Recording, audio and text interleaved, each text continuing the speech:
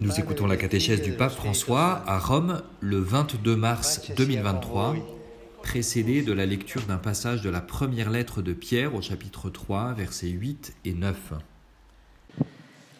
De la première lettre de Saint Pierre. Vous tous, enfin, bien-aimés, vivez en parfait accord, dans la compassion, l'amour fraternel, la miséricorde et l'esprit d'humilité. Ne rendez pas le mal pour le mal, ni l'insulte pour l'insulte. Au contraire, invoquez sur les autres la bénédiction, car c'est à cela que vous avez été appelés, afin de recevoir en héritage cette bénédiction. Parole du Seigneur. La parole du pape maintenant. Cari fratelli e sorelle, buongiorno. Chers frères et sœurs, bonjour. Oggi ci mettiamo in ascolto della Magna Carta. Nous nous mettons aujourd'hui à l'écoute de la charte fondamentale de l'évangélisation dans le monde contemporain, l'exhortation apostolique Evangelii Nuntiandi de Saint Paul VI. C'est un texte actuel. Il a été écrit en 1975, mais c'est comme s'il avait été écrit hier. Il est actuel. L'évangélisation est plus qu'une simple transmission doctrinale et morale. Elle est avant tout témoignage. On ne peut pas évangéliser sans témoignage. Le témoignage de la rencontre personnelle avec Jésus-Christ, le Verbe incarné, en qui le salut s'est accompli. Un témoignage qui est indispensable, car avant tout, le monde a besoin d'évangélisateurs, nous dit Evangelii Nuntiandi, qui lui parlent d'un Dieu qu'ils connaissent et qui leur est familier. C'est le numéro 76. Il ne s'agit pas de transmettre une idéologie ou entre guillemets, une doctrine sur Dieu, non. C'est transmettre Dieu qui se fait vie en moi. Voilà le témoignage. Et aussi parce que l'homme contemporain écoute plus volontiers les témoins que les maîtres. Le témoignage du Christ est donc en même temps le premier moyen d'évangélisation et la condition essentielle de son efficacité pour que l'annonce de l'Évangile soit féconde. Être témoin. Il nous faut rappeler que le témoignage comprend aussi la foi professée, c'est-à-dire l'adhésion convaincue et manifeste à Dieu, le Père, le Fils et l'Esprit Saint, qui, par amour, nous a créés et nous a rachetés, une foi qui nous transforme, qui transforme nos relations, les critères et les valeurs qui déterminent nos choix. Aussi, le témoignage est indissociable de la cohérence entre ce que l'on croit et ce que l'on annonce et ce que l'on vit.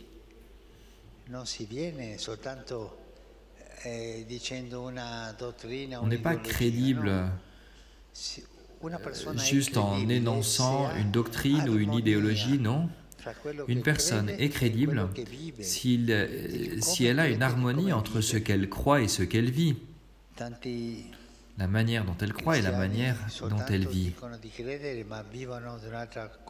De nombreux chrétiens ne font que dire ce qu'ils croient, mais ils vivent autre chose, comme s'ils ne croyaient pas.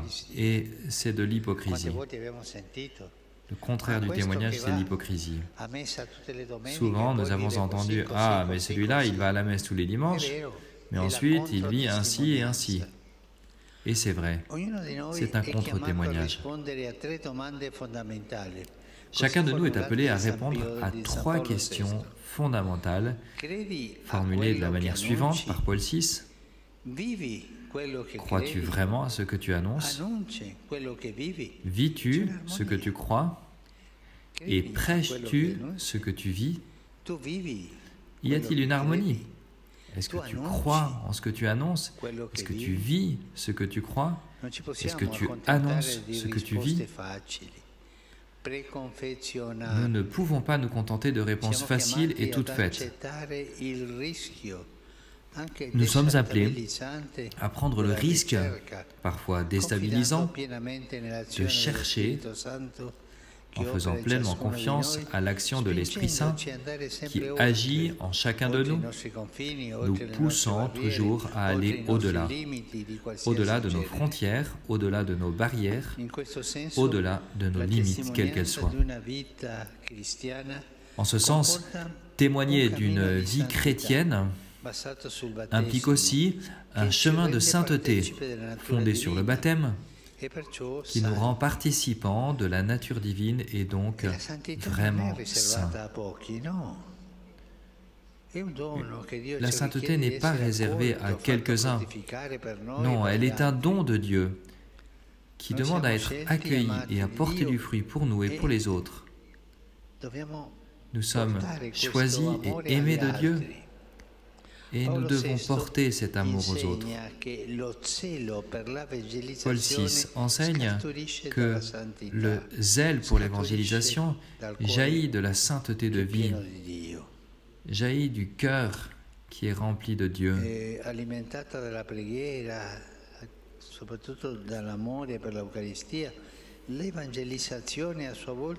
Quand elle est alimentée par la prière et surtout par l'amour de l'Eucharistie, l'évangélisation fait à son tour grandir en sainteté les gens qui l'accomplissent.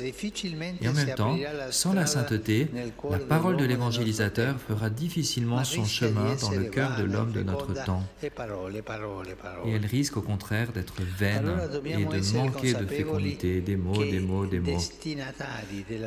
Il nous faut donc être conscients que les destinataires de l'évangélisation, ce ne sont pas seulement les autres, non, ceux qui professent d'autres confessions ou qui n'en professent aucune. Non, c'est nous-mêmes également. Nous qui sommes croyants dans le Christ et des membres actifs du peuple de Dieu, et il nous faut nous convertir chaque jour. Accueillir la parole de Dieu, changer notre vie, changer de vie chaque jour. C'est ainsi que s'accomplit l'évangélisation du cœur. Pour donner ce témoignage, pour rendre ce témoignage, l'Église doit elle aussi commencer par s'évangéliser elle-même. Si l'Église ne s'évangélise pas elle-même, elle reste une pièce de musée. En revanche, ce qui contribue à l'actualiser en permanence, c'est l'évangélisation d'elle-même. Elle a besoin d'écouter sans cesse ce qu'elle doit croire, ses raisons d'espérer, le commandement nouveau de l'amour. L'Église, qui est un peuple de Dieu plongé dans le monde et souvent tenté par les idoles, de nombreuses idoles, a toujours besoin d'entendre proclamer les œuvres de Dieu. Ce qui veut dire en bref que l'Église a toujours besoin d'être évangélisée, qu'elle a besoin de prendre l'Évangile, de prier et de ressentir la force de l'Esprit qui change les cœurs. Une Église qui s'évangélise pour évangéliser, une Église qui s'évangélise pour évangéliser, est une Église qui, guidée par l'Esprit Saint, est appelée à parcourir un chemin exigeant, un chemin de conversion, de renouveau. Et cela implique aussi la capacité de changer les manières de comprendre et de vivre sa présence évangélisatrice dans l'histoire, en évitant de se réfugier dans les zones protégées de la logique de « on a toujours fait comme ça ». Ce sont des refuges qui rendent l'Église malade. Et l'Église doit, au contraire, aller de l'avant, elle doit constamment grandir. C'est alors qu'elle restera jeune. Cette Église est entièrement tournée vers Dieu, elle participe donc à son plan de salut pour l'humanité, et en même temps, elle est entièrement tournée vers l'humanité. L'Église doit être une Église qui rencontre en dialogue le monde contemporain, qui tisse des relations fraternelles, qui crée des espaces de rencontre, en mettant en œuvre de bonnes pratiques d'hospitalité, d'accueil, de reconnaissance et d'intégration de l'autre et de l'altérité, et qui prend soin de la maison commune qu'est la création. c'est-à-dire une Église qui se met en dialogue, qui rencontre en dialogue le monde contemporain, en dialogue avec le monde contemporain, mais qui rencontre tous les jours le Seigneur, et dialogue avec le Seigneur et laisse entrer l'Esprit Saint qui est le protagoniste de l'évangélisation. Sans l'Esprit Saint, nous ne ferions que de la publicité pour l'Église, sans évangéliser réellement. C'est l'Esprit Saint en nous qui nous pousse à l'évangélisation. Et voilà la vraie liberté des enfants de Dieu. Chers frères et sœurs, je vous redis mon invitation à lire et à relire Evangelii Nuntiandi. Si je vous dis la vérité, je lis cet écrit du pape Paul VI très souvent. C'est le chef-d'œuvre de Saint Paul VI, c'est l'héritage qu'il nous a laissé pour évangéliser. Merci beaucoup. À la fin de l'audience, le Saint-Père a rajouté un mot. Nous célébrons aujourd'hui la journée mondiale de l'eau. Les mots de Saint François d'Assise me viennent à l'esprit.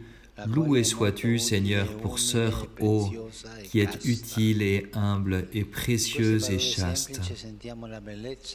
Ces simples mots nous font ressentir la beauté de la création et prendre conscience des défis à relever pour en prendre soin.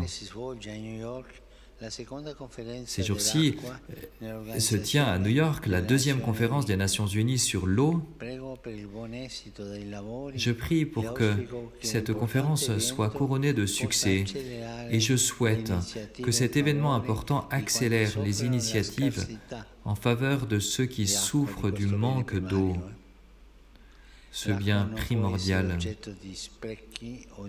L'eau ne peut être ni gaspillée, ni utilisée à mauvais escient, ni être une cause de guerre, mais elle doit être préservée pour notre bien et celui des générations futures. Samedi prochain, nous célébrerons la solennité de l'Annonciation du Seigneur et nos pensées se tournent vers le 25 mars dernier, lorsqu'en union avec tous les évêques du monde, l'Église et l'humanité, en particulier la Russie et l'Ukraine, ont été consacrés au cœur immaculé de Marie. Ne nous lassons pas de confier la cause de la paix à la Reine de la paix. Je voudrais donc inviter chaque croyant et chaque communauté, en particulier les groupes de prière, à renouveler chaque 25 mars l'acte de consécration à Notre-Dame, afin qu'elle, notre Mère, nous préserve tous dans l'unité et la paix. Et n'oublions pas, en ces jours, l'Ukraine meurtrie qui souffre tant.